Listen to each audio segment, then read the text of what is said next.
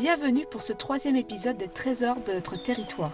Cette fois-ci, je vous emmène dans un ravissant village en Indre-et-Loire, Crissey-sur-Mance. Située entre Chinon et Azay-le-Rideau, cette commune est bâtie sur le flanc d'un coteau calcaire dominant la Mance. C'est une promenade au cœur de la Touraine, dans ce bourg médiéval labellisé l'un des plus beaux villages de France, que je vous invite à découvrir. L'apparition du village remonte il y a bien longtemps. Vers 1080, dans le cartulaire de l'abbaye de Noyers, est citée la présence d'une église et d'une paroisse.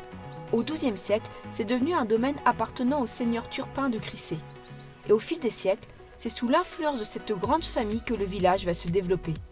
Dès le XVe siècle, sous l'impulsion de Jacques Ier puis de Jacques II de Turpin, de remarquables demeures en tuffeau apparaissent. Parmi les édifices représentant le passé glorieux de Crissey-sur-Mance, l'église Saint-Maurice, construite à l'initiative des seigneurs de Crissey, Jacques Ier puis Jacques II, sur les ruines d'une ancienne église. Dans la sacristie se trouve l'enfeu de Catherine du Bellay, cousine du poète Joachim du Bellay et épouse de Jacques II Turpin de Crissey. À l'origine, cet enfeu, qui par définition est une niche funéraire, était peint dans son intégralité, d'où la présence de traces polychromes. Il fut un temps où l'église Saint-Maurice se dégradait de jour en jour et avait besoin de travaux de restauration. C'est ainsi que la Fondation du patrimoine avait mis en place une souscription pour sauver ce patrimoine.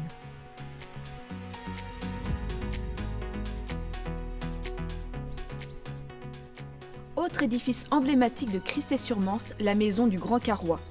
Elle a été construite aux alentours de 1536 et c'est la plus imposante du Vieux-Bourg.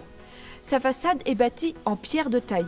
Si on observe bien, la partie gauche a été remaniée avec la création d'un étage intermédiaire entre le rez-de-chaussée et le premier étage, alors que la partie droite a conservé sa disposition d'origine.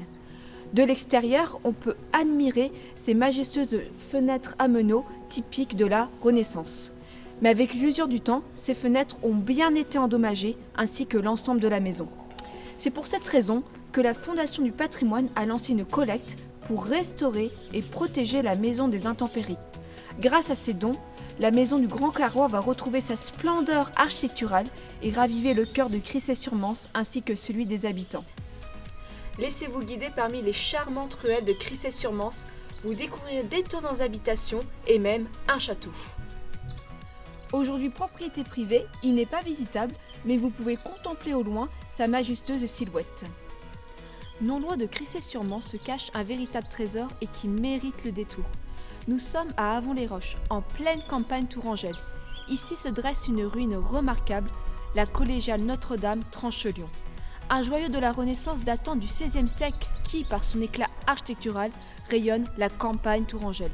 On peut à la fois profiter d'un beau point de vue sur la vallée de la Mance.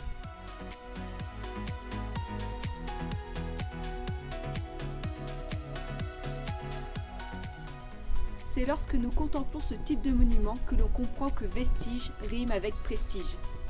Je vous remercie de votre attention et je vous donne rendez-vous prochainement pour un nouveau rendez-vous, les trésors de notre territoire.